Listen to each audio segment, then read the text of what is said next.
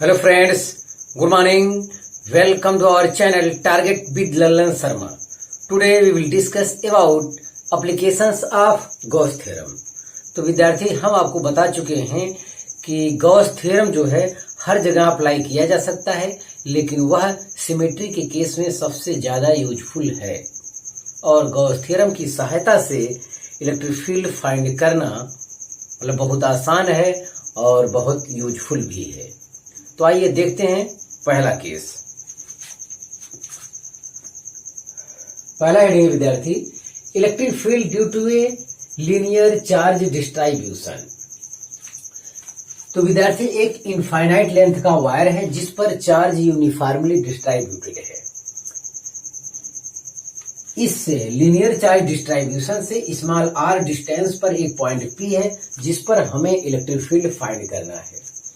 इसके लिए हम P से होकर गुजरने वाले एक सिलिंड्रिकल गॉसियन सरफेस ड्रा करते हैं।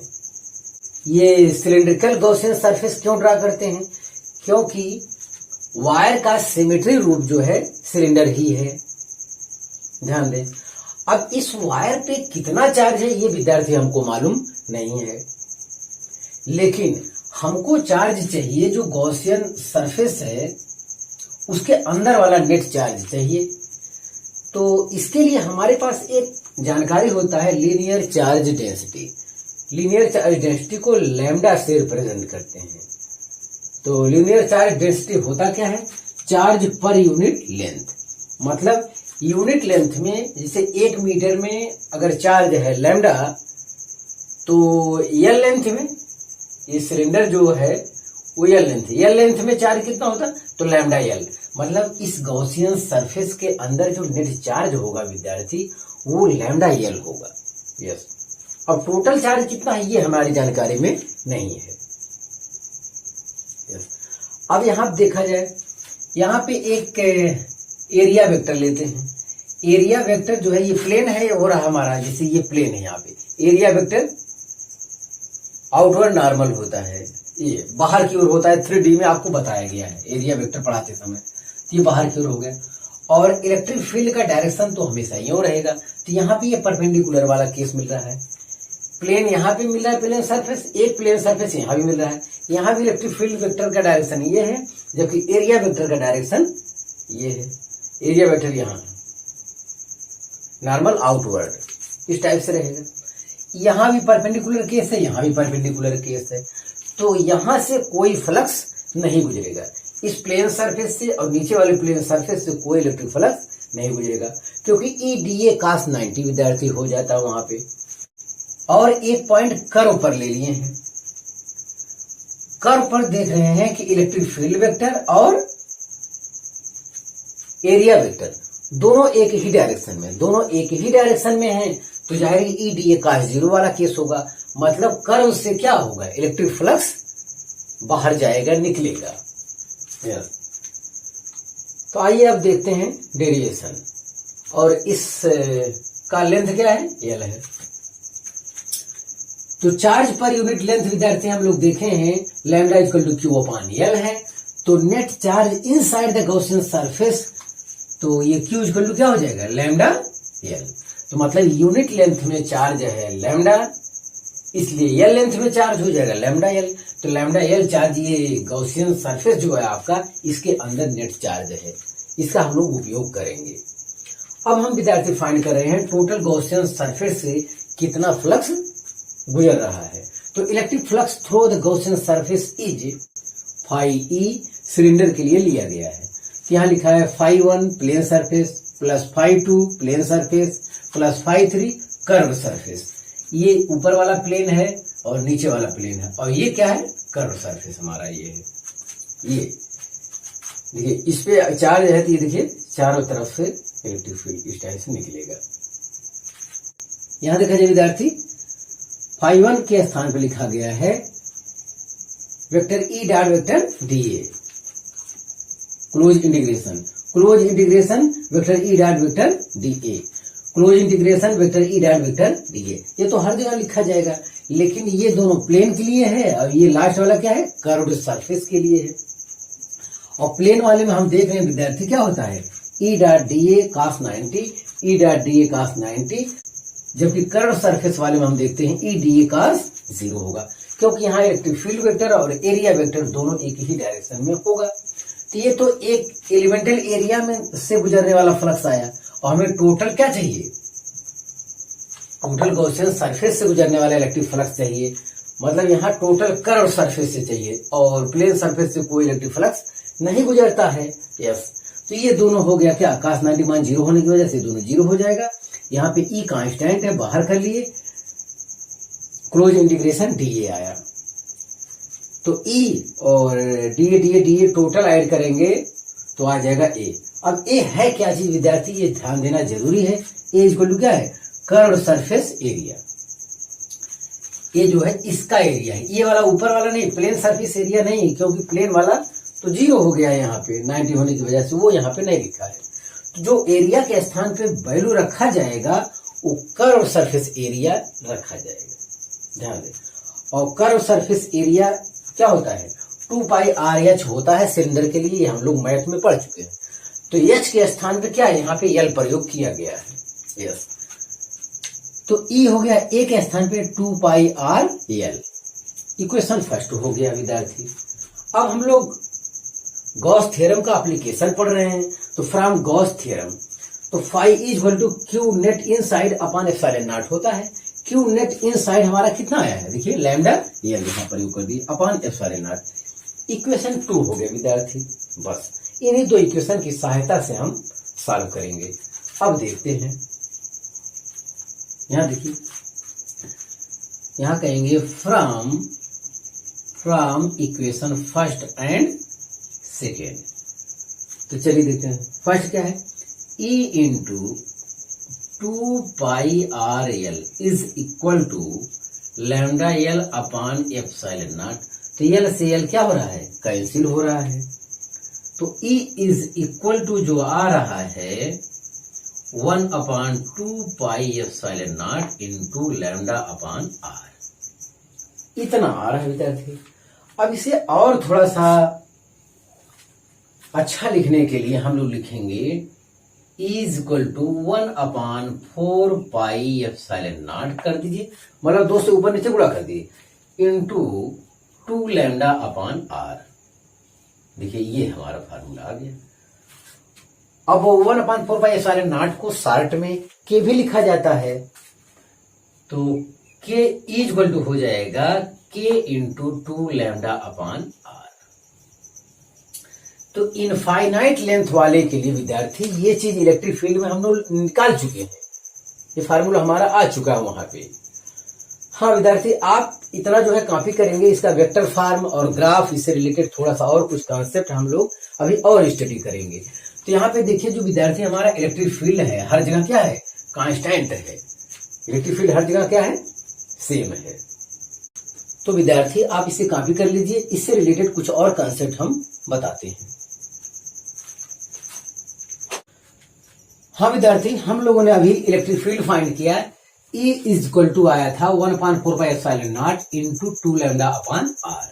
तो इसके स्थान पे हम लोग क्या लिख सकते हैं, स्मॉल लेटर में के, जिसका मान होता है 9 into 10 to power 9 into 2 lambda upon R. ये फार्मूला हम लोग जो है इलेक्ट्रिक फील्ड वाले चैप्टर में प्राप्त कर चुके हैं। वहां पे फिनिट लेंथ का वायर था, तो लास्ट में एक केस लिए थे इनफाइनाइट वाला, तो वहां आया था के इंटू 2 लैम्डा अपॉन ए। यहाँ आर के स्थान पे वहां ए लिखा है, केवल इतना अंतर है। हाँ विद्यार्थी, अब इनका वेक्टर फॉर्म, तो वेक्टर ई इक्वल टू हो जाएगा k 2 lambda upon R into R cap. तो आप जानते हैं कि यूनिट वेक्टर लगा देने से वो वेक्टर हो जाता है अगर ये मैग्नीट्यूड है तो आर कैप का डायरेक्शन आर के डायरेक्शन में होगा। और एक चीज लिखा विद्यार्थी, E is same everywhere on the surface. जो सरफेस बनाया गया है वहां पे इलेक्ट्रिक फील्ड हर जगह क्या होगा, सेम होगा। The direction of electric field is radially outward. हर जगह जो इलेक्ट्रिक फील्ड का डायरेक्शन है, अगर वायर पर जो इनफाइनाइट लेंथ का वायर है वो पॉजिटिव चार्ज है तो रेडियली क्या होगा, आउटवर्ड होगा। फॉर पॉजिटिव चार्ज, यहाँ लिखा देखिए, फॉर पॉजिटिव चार्ज वायर। अगर निगेटिव चार्ज वायर है विद्यार्थी तो रेडियली इनवर्ड हो जाएगा। ये चीज ध्यान देना, मतलब वही डेरिवेशन सब कुछ रहेगा। अगर नेगेटिव वायर पर नेगेटिव चार्ज देंगे तो इलेक्ट्रिक फील्ड का डायरेक्शन इनवर्ड हो जाएगा। यस, अब यहां से हम देख रहे हैं कि ई प्रोपोर्शनल क्या है, 1/r है। तो जाहिर है कि हमें ई आर के बीच ग्राफ भी खींच लेना चाहिए। तो ये ग्राफ इस टाइप से आया, ई प्रोपोर्शनल आर वाला केस है, ई प्रोपोर्शनल 1/r वाला ये केस है। तो यहां से विद्यार्थी E R graph is a rectangular hyperbola as shown in figure. तो इस जो ग्राफ को कहा जाता है क्या, रेक्टेंगुलर हाइपरबोला। तो विद्यार्थी इस हेडिंग का ये पूरा कॉन्सेप्ट यहां समाप्त होता है। अब इस पर हम लोग एक न्यूमेरिकल देख लेते हैं। क्वेश्चन 1 देखा जाए, an infinite line produces a field of 9 × 10⁴ newton per coulomb at a distance of 2 centimetre, calculate the linear charge density. तो काफी आसान सवाल है विद्यार्थी। गिवन क्या है, इलेक्ट्रिक फील्ड हमको मालूम है और डिस्टेंस 2 सेंटीमीटर, उसको मीटर में लिख लिए, 2 × 10⁻² मीटर हो गया। अब हम लोग इनफाइनाइट वाले का अभी फार्मूला फाइंड किए हैं, E = K 2λ/r। अब वैल्यू को पुट करते हैं, ई के स्थान पे ये वैल्यू गिवन है वो रख देते हैं, के की वैल्यू हम लोग जानते हैं 9 × 10⁹ होता है 2λ/r। r आपका 2 × 10⁻² मीटर हो गया। यस, तो यहां से हम देख रहे हैं विद्यार्थी 2 से 2 हमारा कैंसिल हो रहा है, 9 से 9 कैंसिल हो रहा है। तो 10⁴ इज इक्वल टू, इसको अगर यहां ऊपर ले जाएं तो 10⁻11 लैम्डा हो जाएगा। तो लैम्डा = 10⁴/10⁻11 हो जाएगा। इसका 4 पावर कैंसिल हो जाएगा, तो 7 × 4 = 11 होता है, 10⁻⁷ कूलम पर मीटर आया। तो लीनियर चार्ज डेंसिटी जो विद्यार्थी आया 10⁻⁷ कूलम पर मीटर आया।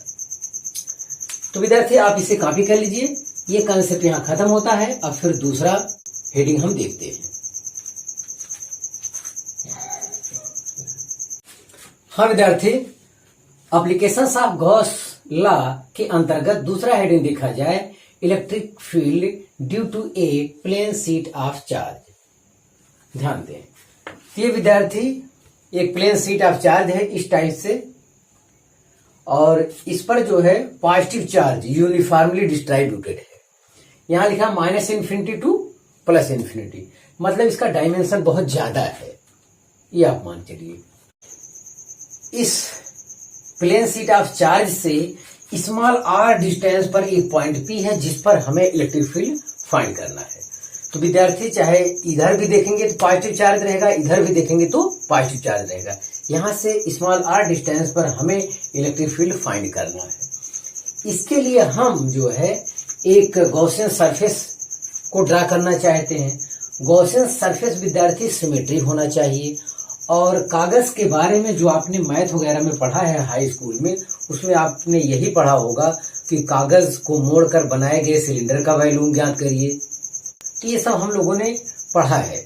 तो अगर सिलेंडर के बारे में वहां कॉन्सेप्ट है तो जाहिर है कि इसका गॉसियन सरफेस जो है सिमेट्री के लिए हम सिलेंडर वाला ही लेंगे।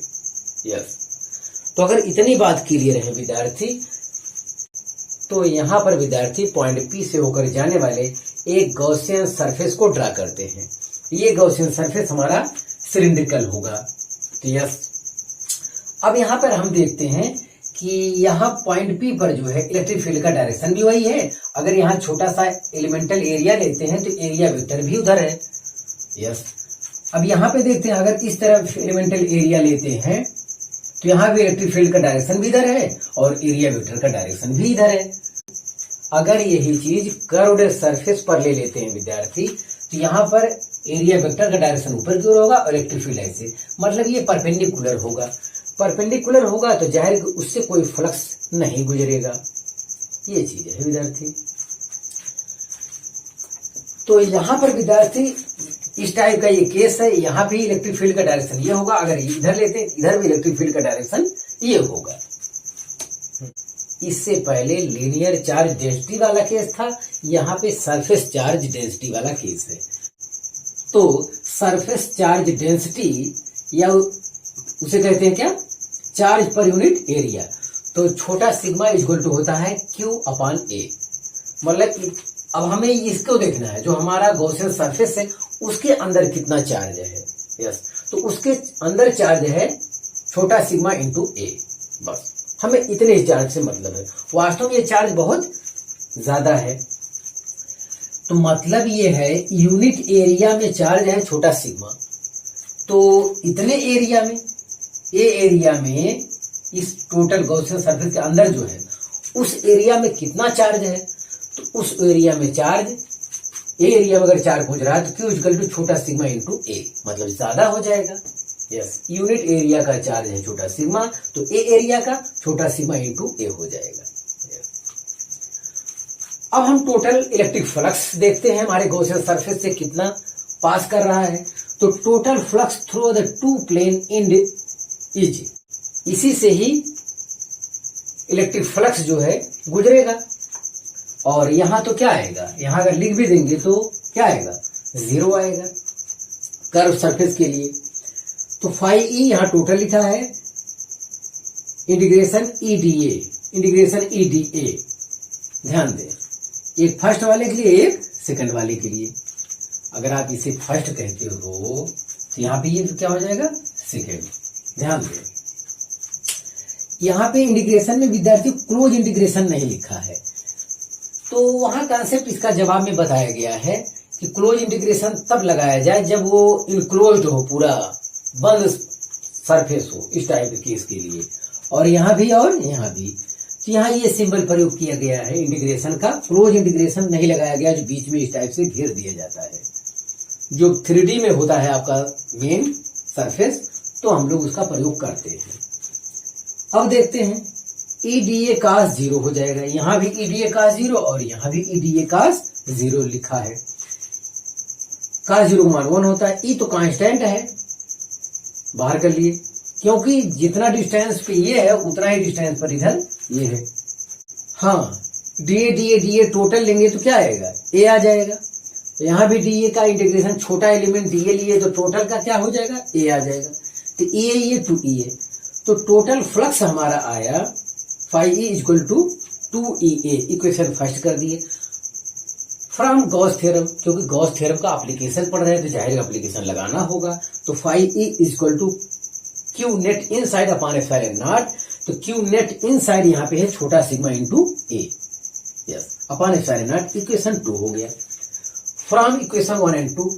इक्वेशन 1 एंड 2 का लेफ्ट हैंड साइड बराबर, इसलिए विद्यार्थी राइट हैंड साइड भी बराबर होगा, तो वही हमने यहाँ किया है। 2EA इज इक्वल टू छोटा sigma into A upon epsilon naught. A दोनों तरफ से कैंसिल हो जाएगा, जो इलेक्ट्रिक फील्ड आ रहा है छोटा सिग्मा अपॉन 2 एप्सिलॉन नॉट आ रहा है। इस फिगर में विद्यार्थी है, this is independent of R. जो आपने आर डिस्टेंस लिया है ये इस पर डिपेंड नहीं करता है, इसका मतलब आर जो है कुछ भी ले सकते हैं।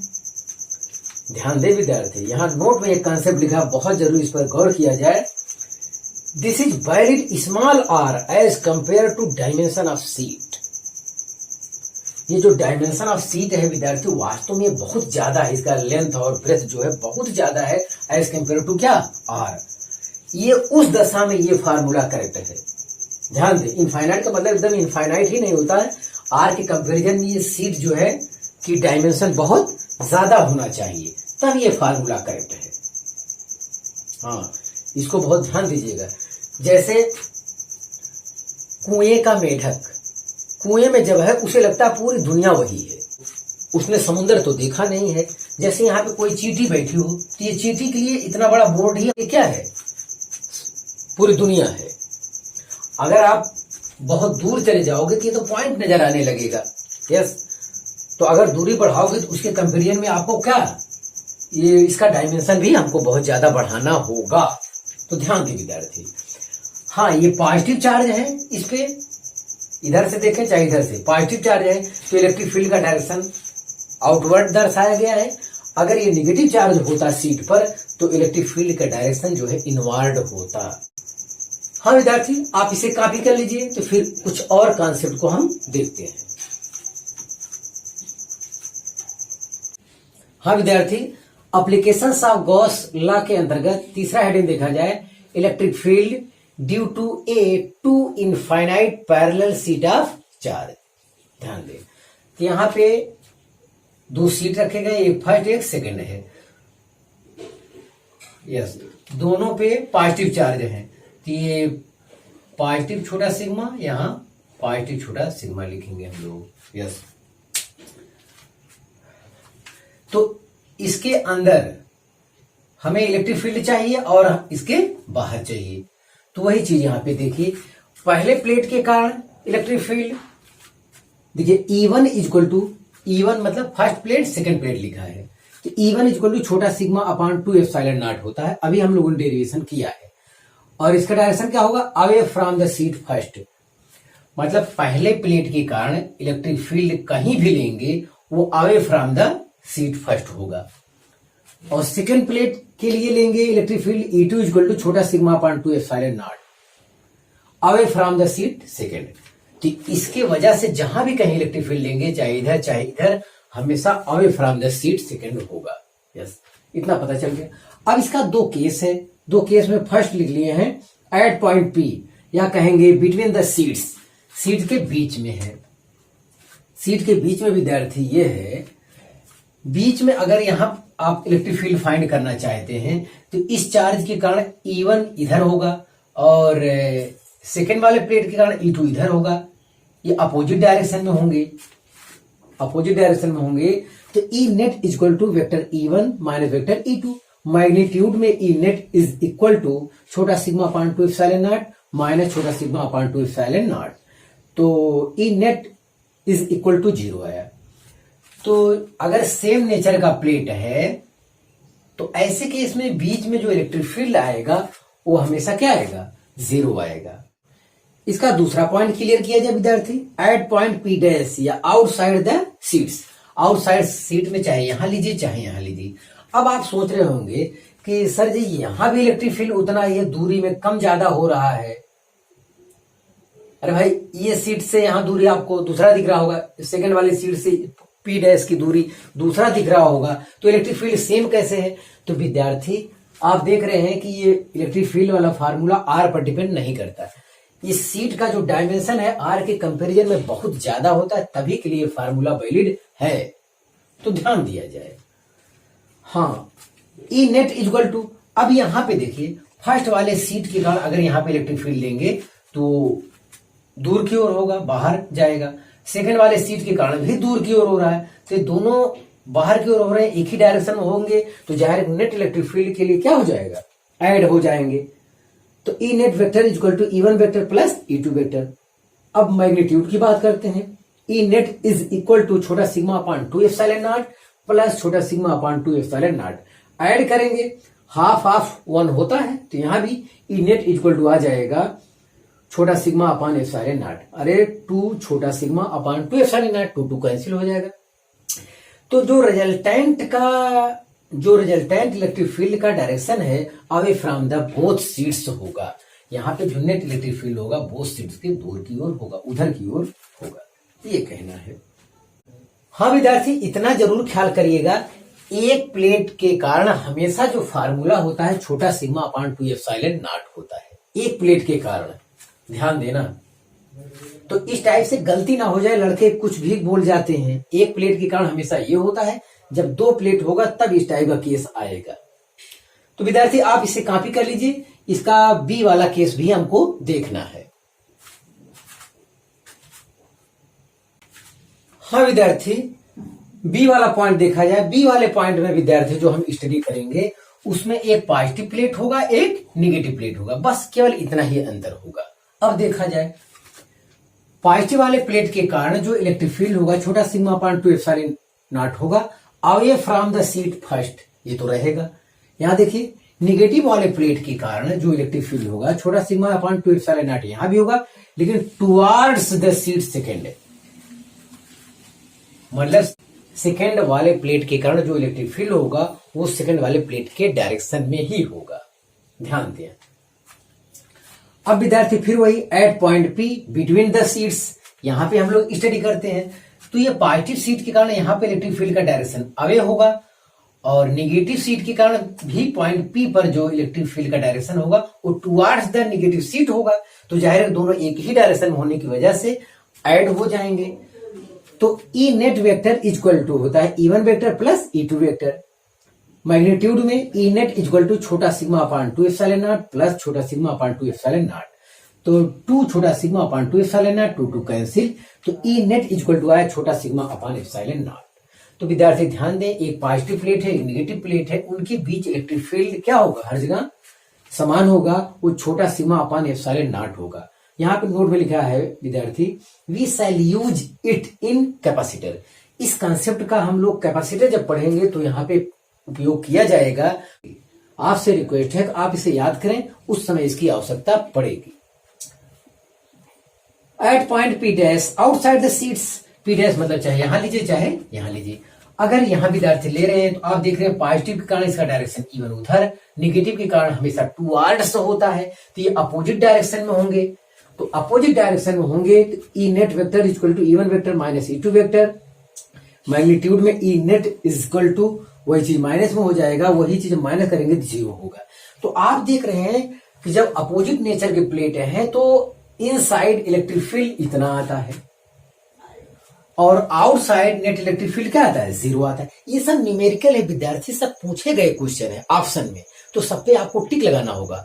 तो ये डायरेक्शन वगैरह का ज्ञान होगा तो ऑप्शन में कोई गड़बड़ी नहीं हो पाएगी, जो प्रॉब्लम होगा। अभी हम लोग सेम नेचर का प्लेट लिए थे तो उसमें इनसाइड 0 आया था, आउटसाइड 0 नहीं आया था।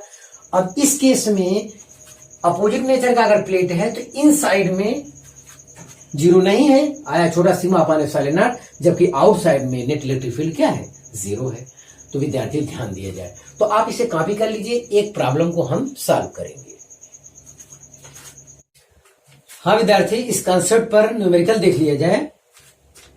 3 large parallel plates have infinite surface charge densities as shown in the figure. What is the electric field at P? ध्यान दें विद्यार्थी, ये IIT JEE 2005 स्क्रीनिंग में आया था ये। तो ये ऑप्शन दिया चारों, इसमें फिगर भी दिया है।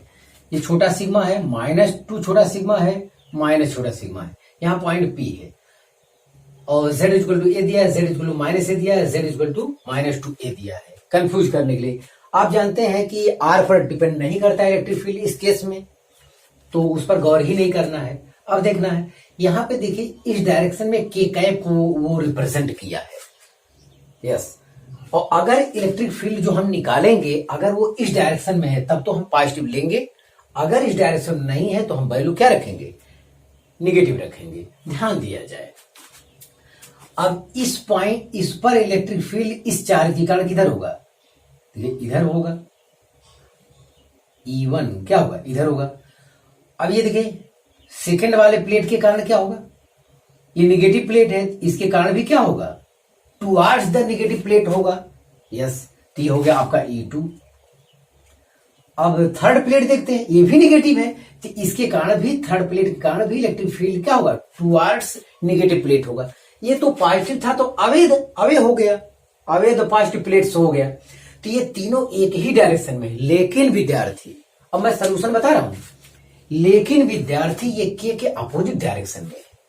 अगर ये इस डायरेक्शन में लेते तो हम लोग के पॉजिटिव लिखते। अब यहाँ पे अब इसका डायरेक्शन और के डायरेक्शन में विरोधाभास हो रहा है, अपोजिट पड़ रहा है, तो जाहिर है कि क्या आएगा, निगेटिव आएगा।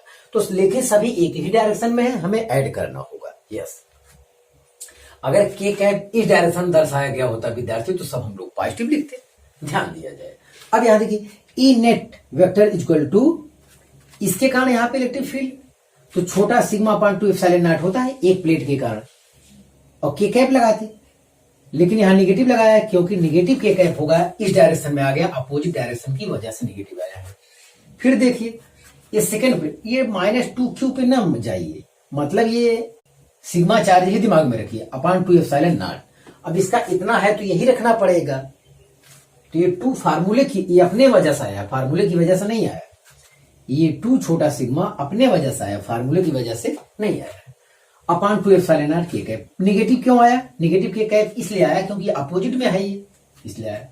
और थर्ड वाला भी क्या आएगा, निगेटिव आएगा। तो ये हो जाएगा छोटा सिग्मा अपॉन 2 एप्सिलॉन नॉट के कैप। निगेटिव क्यों आया पता चल गया होगा, इलेक्ट्रिक फील्ड का डायरेक्शन इधर है और के का डायरेक्शन ऊपर की ओर दर्शाया गया है, तो अपोजिट होने की वजह से हर जगह निगेटिव आया है। अब बेस सबका सेम है तो जाहिर ऊपर भी ऐड कर लेना चाहिए, तो 2 3 4 छोटा सिग्मा अपॉन 2 एप्सिलॉन नॉट के कैप है, ये माइनस सब में है रखा जाएगा, 2 से कैंसिल कर दिए तो 2 छोटा सिग्मा अपॉन एप्सिलॉन नॉट के कैप। ये विद्यार्थी आंसर आया और इस दशा में ऑप्शन सी इज करेक्ट। तो आप इसे कॉपी कर लीजिए।